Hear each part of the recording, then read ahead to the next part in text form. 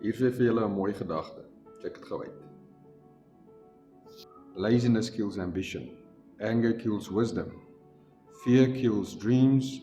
And jealousy kills peace. Now read this backwards.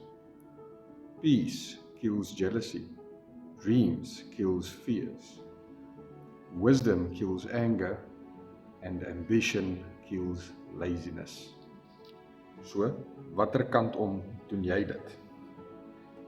Ons kyk gou wat sê die Bybel hiervan, van al die goedjies wat jy eintlik nie moet doen nie, al die verkeerde goedjies. Wat sê die Bybel hiervan? Laziness, luiheid. Spreuke 19, luiheid laat in 'n diepe slaap val, en een wat traag is, moet honger ly. Anger, Kolossense 3, maar nou moet julle ook dit alles aflê, naamlik toorn, woede, boosheid, laster, skandelike taal uit julle mond uit. Fear, hier's 'n paar tekste wat mens kan gelees daaroor. Deuteronomium 20, Rigters 6, Josua 10, maar die een wat saak maak, is die volgende teks, want al die voriges wys vir jou waarvoor jy nie moet bang wees nie. Maar die een ding wat jy eintlik moet vrees, is eintlik net die Here. 1 Samuel 12, vrees net die Here en dien hom getrou met julle hele hart. Want kyk watter groot dinge hy by julle gedoen het. Jealousy. Nou hier's twee tipes, 'n gesonde een en 'n slegte een. Kom ons kyk gou na wat Spreuke 6 sê.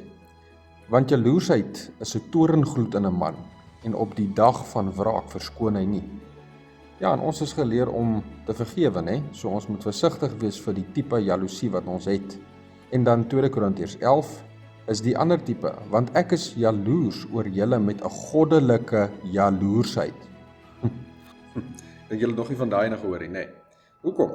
Want God is 'n jaloerse God.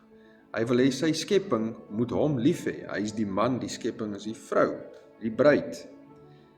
Dit is 'n goddelike jaloesie. Daar's altyd 'n gesonde mate van dit en 'n ongesonde mate van dit. So ek vra weer vir julle, watse kant om doen julle dit? Doen julle dit die regte kant op of die verkeerde kant op? Fruitful thought. Lekker dag.